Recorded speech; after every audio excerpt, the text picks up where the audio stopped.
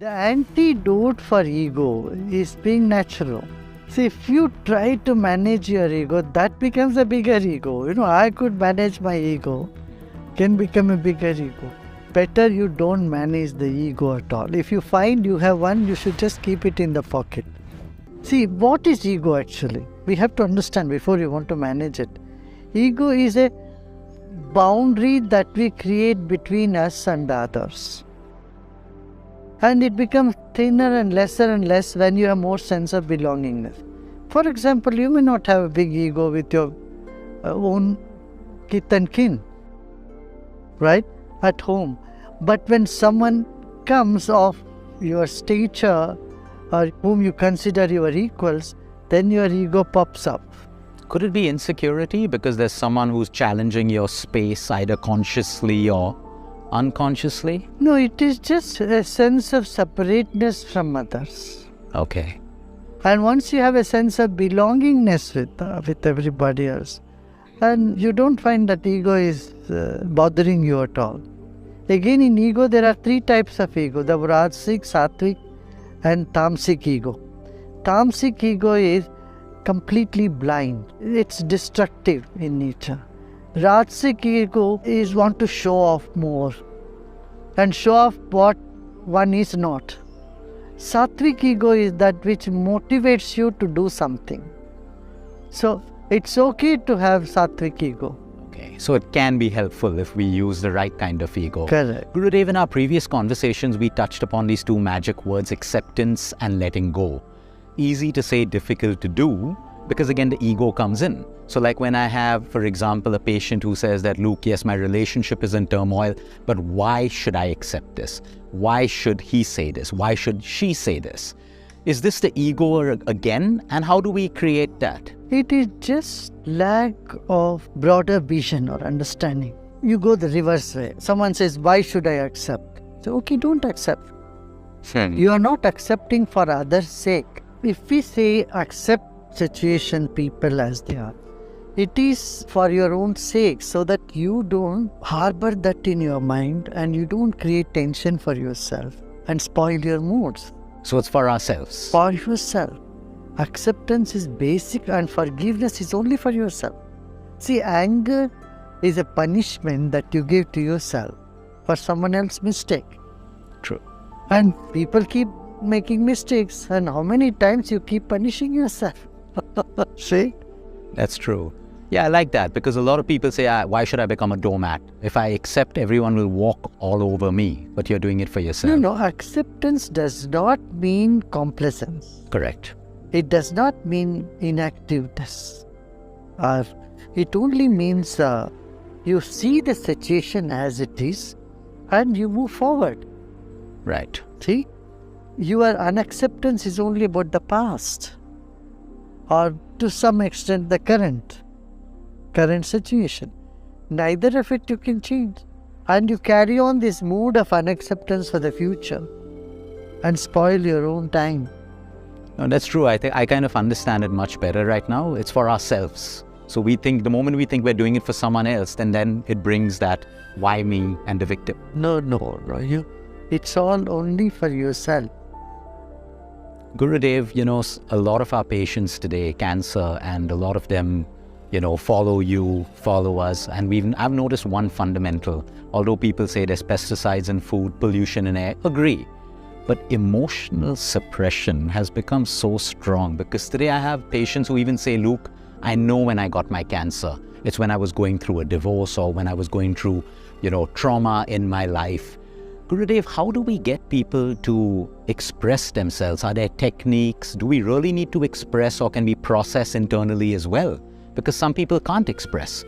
They're in the kind of environment. And some people cannot hold back. They keep expressing and all their emotions, and they land up in themselves in more trouble. Yeah.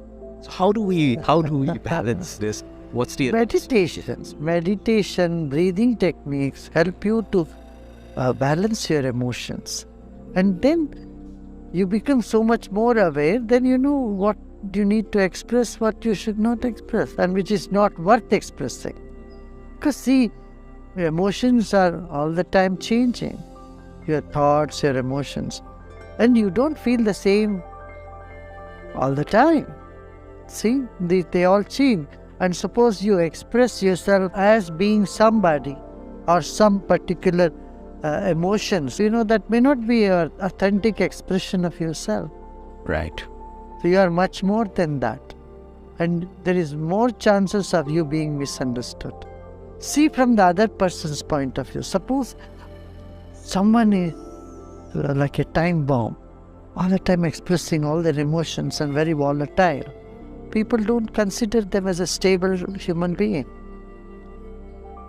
See from your own side, do you feel free and comfortable enacting or interacting with someone who is emotionally volatile? Certainly not. And so if you keep expressing all your emotion all the time, you will look very volatile. Stress-free life is what you should aim at. And see life from a bigger context, not the immediate trouble and problems you have. Look back and see you have overcome many problems. That's why you are here today, right? Your own study of your own life is a big lesson for you to move forward. This ego should be a function of your convenience is perfect, but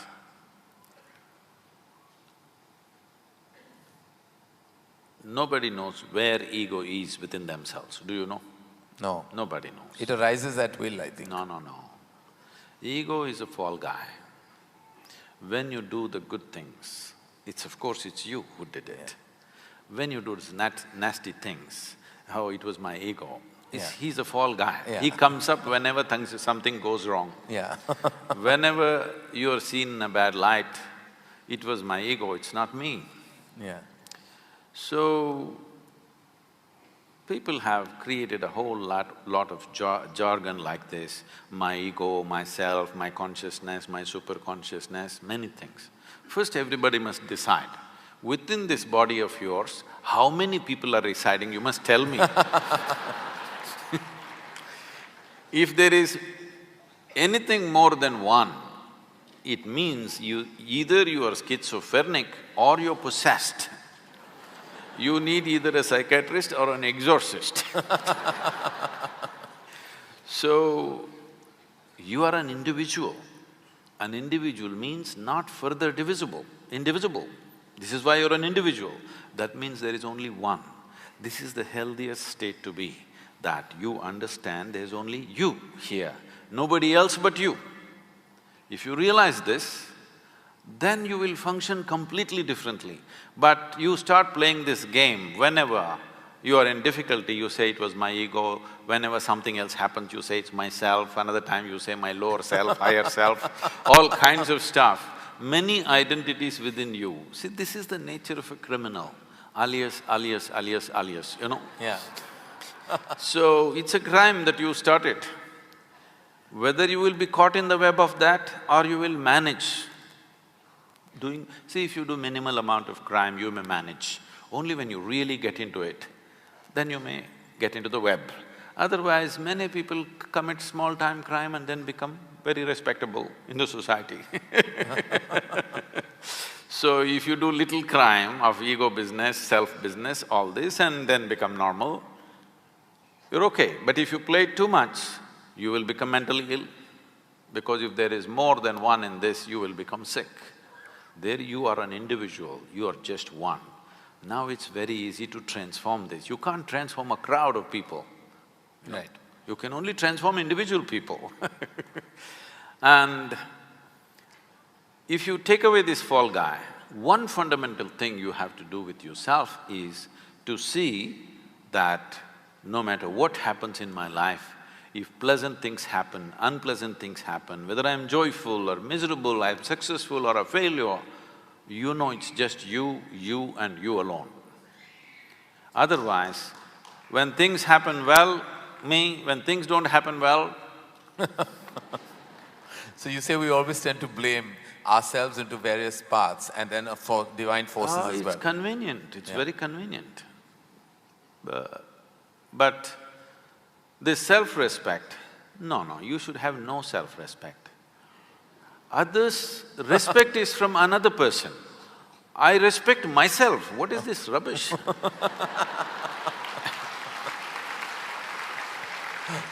Somebody else respects you because they see some value to you, it's nice. Yeah.